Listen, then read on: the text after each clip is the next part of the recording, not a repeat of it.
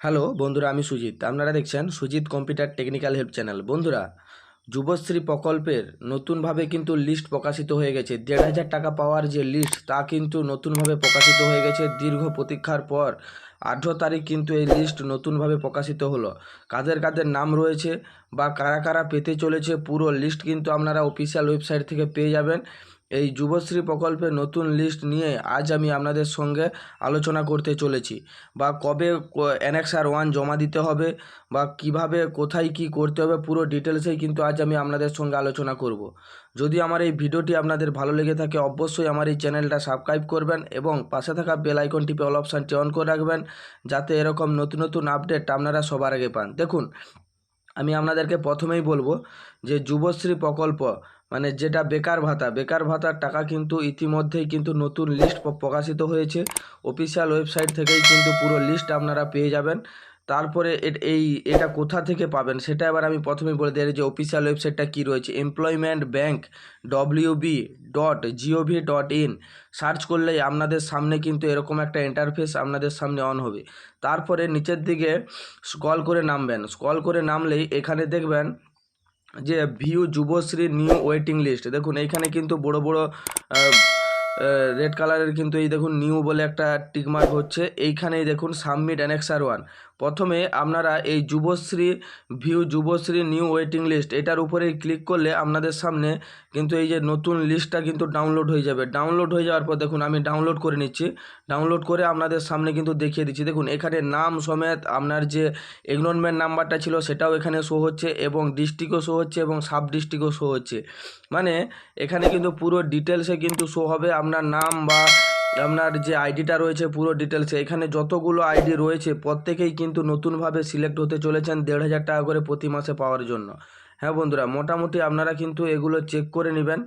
Check করে নিয়ে আপনার নামটা যদি আছে এখান থেকেই কিন্তু আপনারা খুঁজে পেয়ে যাবেন। মোটামুটি বেশি সময় লাগবে না, আপনারা কিন্তু অনায়াসেই এখান থেকে খুঁজে নিতে পারবেন। তারপরে দেখুন এবার কি কি বলেছে, কত দিনের মধ্যে এই কাজগুলো সম্পন্ন করতে হবে সেটাও কিন্তু আমি আপনাদেরকে বলে দিচ্ছি। দেখুন এখানে বিজ্ঞপ্তিটা কি বলেছে, এত দ্বারা জানানো যাচ্ছে যে যুবশ্রী প্রকল্পের নতুন প্রতীক্ষার তালিকা প্রস্তুত করা হয়েছে। উক্ত তালিকাটি এমপ্লয়মেন্ট ব্যাংক ওয়েবসাইট এর মাধ্যমে ভিউ যুবশ্রী ওয়েটিং লিস্ট লিঙ্কটিতে ক্লিক করতে হবে। তারপরে কি বলেছে, যে সব কর্মপ্রার্থীগণ এই তালিকায় অন্তর্ভুক্ত হয়েছেন তাদের আগামী 22/4/2025 হইতে 21/5/2025 তারিখের মধ্যে আবেদনপত্র এমপ্লয়মেন্ট ব্যাংক ওয়েবসাইটের অনলাইনে জমা করে প্রিন্ট আউট নিতে হবে। উক্ত অ্যানেক্সার 1 প্রিন্ট আউট অ্যানেক্সার 2 এবং ব্যাংকের পাসবুক, অন্যান্য প্রয়োজনীয় নথিপত্র, Aadhaar card, voter card, ration card সহ আগামী 2/6/2025 থেকে 11/6/2025 তারিখের মধ্যে সংশ্লিষ্ট এমপ্লয়মেন্ট এক্সচেঞ্জ অফিসে ভ্যালিডেশনের জন্য জমা করতে হবে। দেখুন এখানে কিন্তু মূল্যবান ডেটগুলোও কিন্তু বলে দিয়েছে কি কি কোন প্রসেসে করতে হবে। দেখুন এখানে বলে দিয়েছে অ্যানেক্সার 1 22/4/2025 থেকে 21/5/2025 মধ্যে অ্যানেক্সার 1টা আপনাদেরকে পূরণ করে নিতে হবে। তারপরে সেটাকে প্রিন্ট আউট করে নিতে হবে। তারপরে অ্যানেক্সার 2 এবং ব্যাংকের পাসবই ও অন্যান্য প্রয়োজনীয় নথিপত্র যেমন Aadhaar card, voter card, ration card সহ 2/6/2025 থেকে 11/6/2025 তারিখের মধ্যে সংশ্লিষ্ট এমপ্লয়মেন্ট ব্যাংক এক্সচেঞ্জ অফিসে ভ্যালিডেশনের জন্য জমা করতে হবে। মানে বুঝতেই পারছেন মোটামুটি যে ডেটগুলো দিয়েছে এই ডেটের মধ্যেই কিন্তু আপনাদেরকে সমস্ত কাজগুলো করে নিতে হবে। তারপরে কি বলেছে, আবেদনপত্রে অ্যানেক্সার 2 ফর্মটি এমপ্লয়মেন্ট ব্যাংক ওয়েবসাইটে যুবশ্রী সাব মেনুতে পাওয়া যাবে। যুবশ্রী প্রকল্পের সমস্ত শর্ত পূরণ করলে তবেই আবেদনকারীরা এ প্রকল্পের সুবিধা পাওয়ার জন্য বিবেচিত হবে। যুবশ্রী প্রকল্পের প্রতীক্ষার তালিকা অ্যানেক্সার 1 অ্যানেক্সার 2 জমা করার বিস্তারিত নির্দেশিকা নিচের লিঙ্কে দেওয়া হয়েছে।